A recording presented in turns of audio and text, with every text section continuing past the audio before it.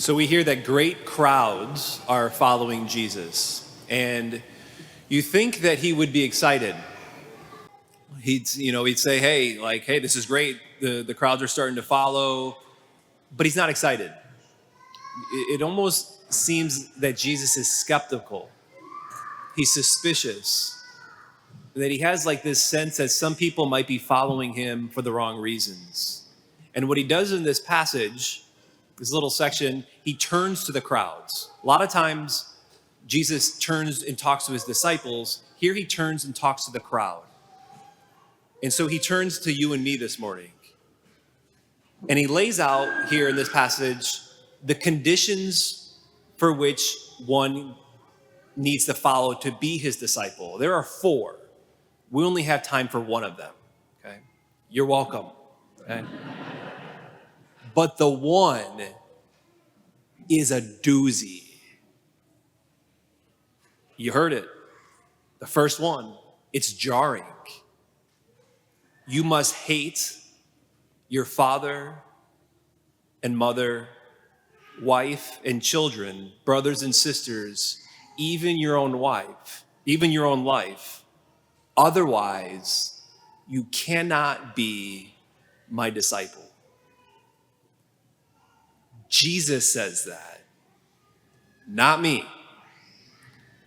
Don't throw anything at me. And he says it's a requirement to be his disciple.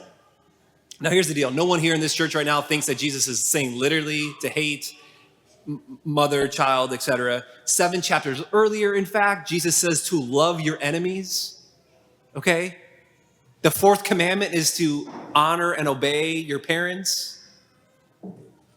So we don't need to spend more time with that. It's not what Jesus is literally saying, but this is where you might say, okay, this is where Father Mark, you're gonna tell us that what Jesus means here is to put me first, to have me be the most important. And that is what Jesus is saying. But it's not just what he's saying. See, Jesus could have said it that way. He's said it that way in other places, to put me first, to have me be the most important, but he doesn't say it this way here. What he's saying is more. What he's saying is, love me,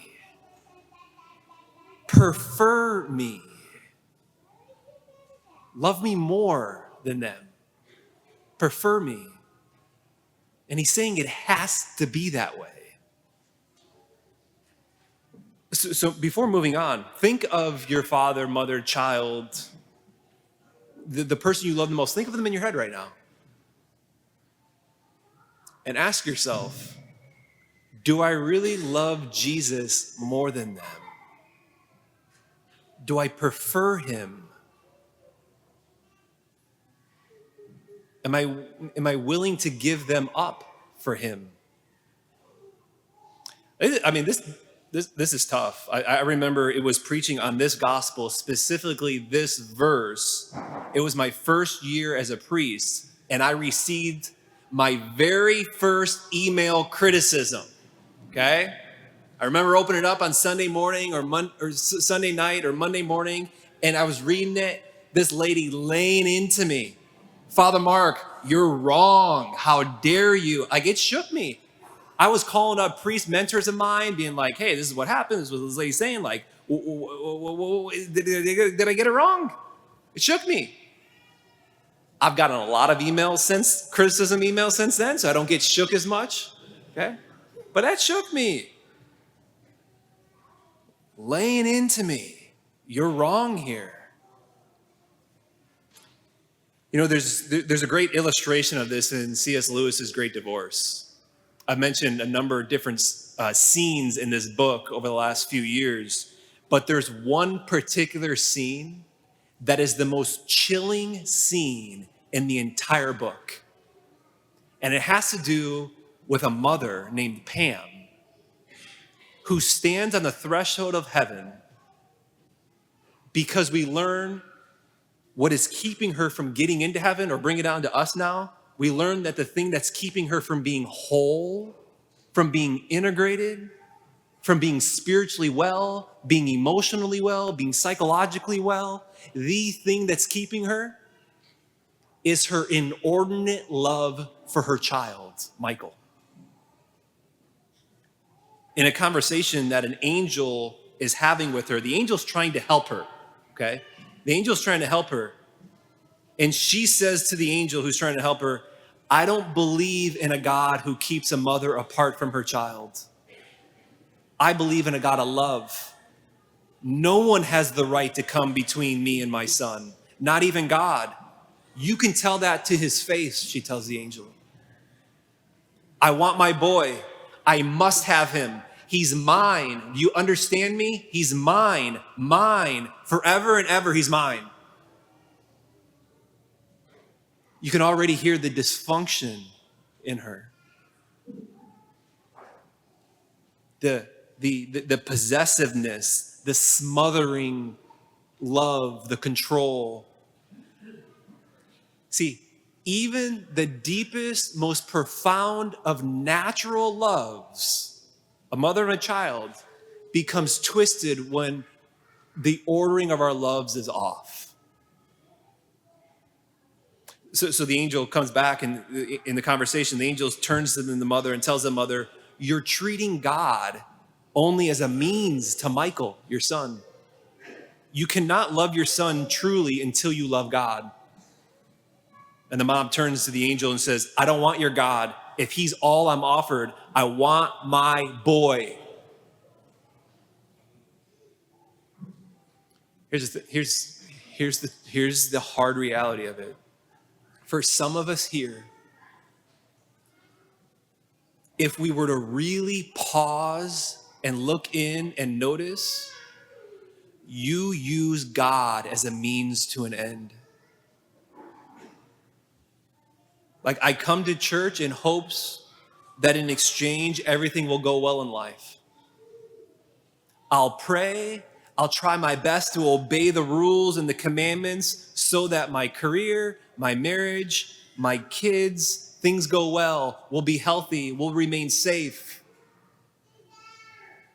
The mom, Pam, actually in the story, she comes to the point realizing all of this, and she's of what it will take to get to heaven and to get to see ultimately her son. And she's, okay, I'll do it. I'll do whatever it takes. I'll do this religion thing. I'll order God rightly. Let's just get on with this so that I can see my son. You see, even that is using God as a means to an end.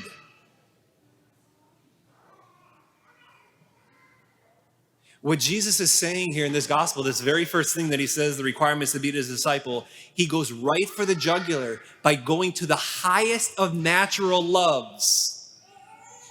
And he's saying, I will not be used. You have to come to me for me. You have to prefer me. You have to love me more than them, even the natural loves. So the question, what about me? Do I love him more? Do I prefer him? Or am I really just using him as a means to an end, that things go well? Or maybe to ask another way, a little bit more tough. If Jesus asked me to choose him over the one that I love the most, would I choose him? Or would I give the same response of Pam, the mom that says, I don't want your God if I can't have my son, I want my son. And the angel then turns again to Pam and says to the mom, you cannot love a fellow creature fully till you love God. All human relationships will be pure only if they are built on him. It's only when we prefer God and love him. And it's kind of tragic because you come to learn in the story that because the mom's loves were off, Michael himself, her son, was driven away on earth by the smothering weight of his mother's love. And you come to find out that her marriage was affected by it, her husband was affected by it, her other child, her daughter was affected by it. There's St. Augustine. When the ordering of loves are off, it will cause dysfunction. It will cause disorder. It will cause anxiety. It will damage other relationships in our life. And this is why Jesus is saying, to be my disciple, to have a flourishing life, to live life well, to have flourishing relationships, you have to have God, you have to have me as your ultimate love and everything else in a relationship. I want your love, he says. I want you to prefer me. That's the first condition. You can read the other three. But to close, because you might be thinking, I know what some of us might be thinking, it's like, all right, I'm going to walk out of here today and I'm going to get my loves in order. I'm going to fix it this week. I know I've got some loves out of order, and if it's not family, it's wealth, honor, power, pleasure, and I see the dysfunction that it's causing. So I'm going to rightly order my loves, and let's get right on it. I'm going to get on it. It's not that easy. It doesn't work that way. You can't force yourself to love. You can't force yourself to prefer God over the natural loves. Something needs to invade you. It needs to take possession of you. You need to be invaded and taken control over by a love. And this is why Jesus came. He doesn't just tell us to rightly order your loves. He showed us his. He showed us his. Mother Teresa, the saint we celebrated just a couple of days ago, she focused on the fact that Jesus from the cross says, I thirst. Who's he thirst for? What does he thirst for? He thirsts for you and me.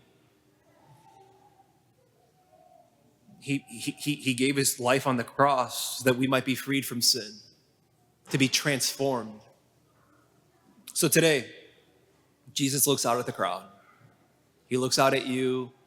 He looks out at me, and he asks, will you be my disciple? Will you love me more? Will you prefer me